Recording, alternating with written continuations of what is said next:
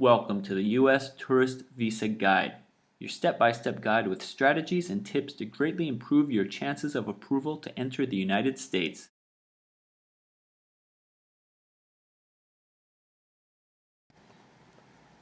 Welcome to this installment of U.S. Tourist Visa Requirements. Contrary to what you might read, hear from friends, or simply believe, the United States will allow any healthy person into their country. To successfully get approved for your U.S. Tourist Visa B-1 visa, you must meet these three requirements. First, the purpose of your trip is for pleasure or tourism, business, or medical treatment. Travel for pleasure or tourism is going to visit your relatives or friends, traveling around the U.S., visiting famous places like Las Vegas, Disney World, the Statue of Liberty, and so on. Traveling for business means just that. You have a specific seminar, conference, trade show, meeting with a supplier or buyer, or other items like this to attend to. Medical treatment is going to do a consultation with a physician or treat a non-contagious disease. Please note, if you have a contagious disease, you will immediately be denied a visa. The second, the length of stay must be specific and limited. Depending on the purpose of your trip, the length of your stay has to be related to what you say you will be doing in the U.S. For example, if you are visiting family or friends, it would be logical for you to visit a few days or maybe even a few weeks, but it is illogical that you could stay 3 months if you have responsibilities in your own country. The same logic applies if you are traveling for business.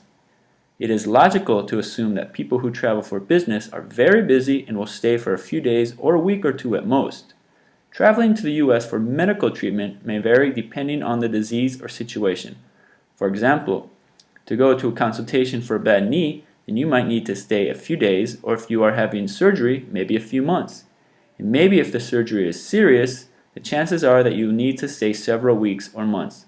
But if you are traveling for medical reasons, it is very important that you take all records with you to the interview. The third requirement is that you must maintain a permanent residence outside the United States and have other important economic and social responsibilities in your home country that you must return to after your trip. Having a place to live is not the same as having a residence or owning a house. If you rent or lease the apartment you live in, you can pack up and leave whenever you want.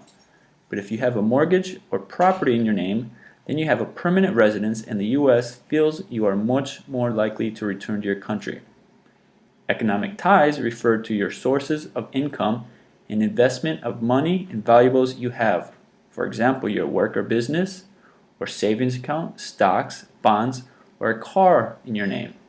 Social ties are mainly related to your family, if you are married or have children, or if your parents live in your country. The idea is to have family that you have to go back to, watch, or attend. Other social ties can include belonging to an association that helps the homeless, sick children, or poor people to build houses, for example. In other words, being an active part of society. To get approved for a tourist visa, you must clearly show that you fulfill all three of these points. I want to be very clear about something. If you are an employee of any level or a business owner, you have a very good chance of getting approved for a visa. If you are a student, it is quite difficult, but not impossible on a tourist B-1 visa. If you do not fit into any of these categories, unfortunately, your chances of getting a visa are minimal, almost nil. Although, there are things you can do to increase your odds, and I discuss them in my book.